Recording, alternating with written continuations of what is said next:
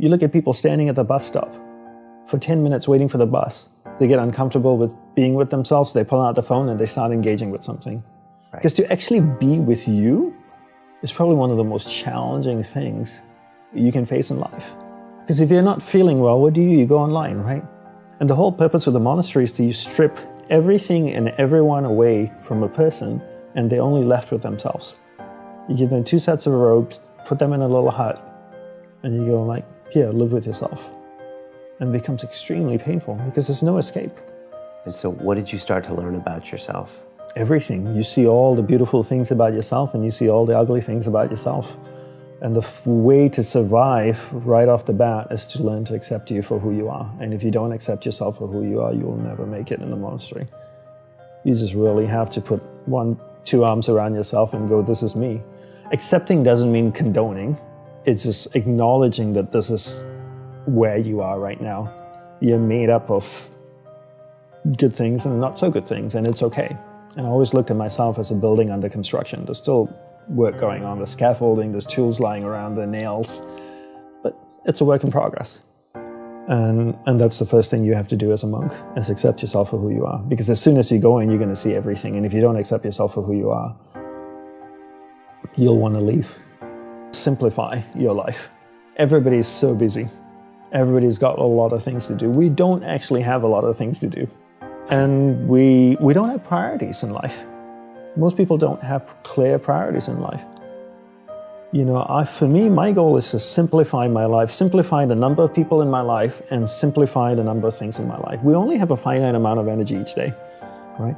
But every year, we have more people in our lives. Is that a fair statement? More Facebook friends, more people you're connected with, but your energy stays the same. So that's not a proportionate growth.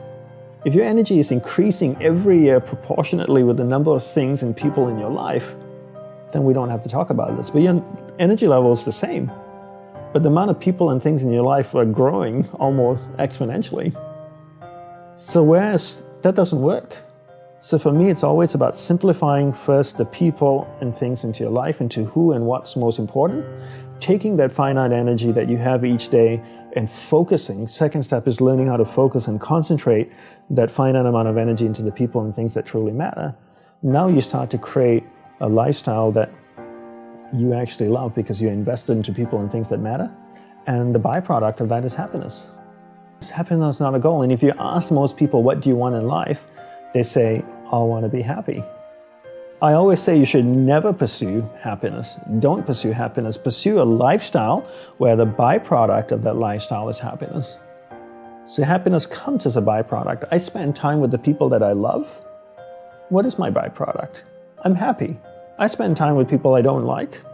I'm not happy. So don't pursue happiness. Pursue a lifestyle that gives happiness. But in order to pursue that lifestyle, you need to be clear what you want in life.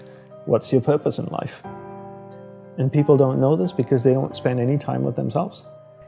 There you go. Simple question. What's your purpose in life? No idea. What color is your tie, Brian? I think it's red. It's red, right? I mean, not very difficult to answer. But people don't know because they never spend any time with themselves. I always say, you know, people make time for everything and everyone else in their life, but they never make time for themselves. If you go up to someone who you know and say, like, would you like to catch up for coffee? Let's do coffee. They're like, oh, I can't this week, but I can next week. How about Thursday, 7 p.m.? Perfect. I'll see you at this place.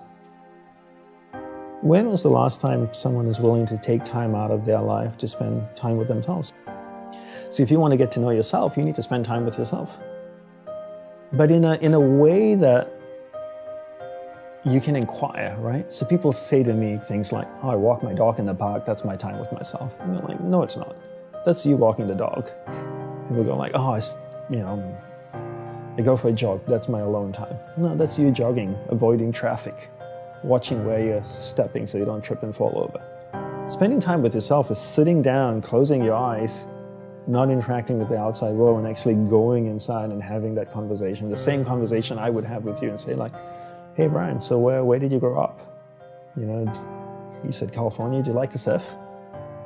No? Hate the water, love the water? Tell me, right? And people don't have that conversation. Because they don't have that conversation with themselves, they don't end up knowing what they want in life. Because they don't know what they want in life, they can't focus that finite amount of energy.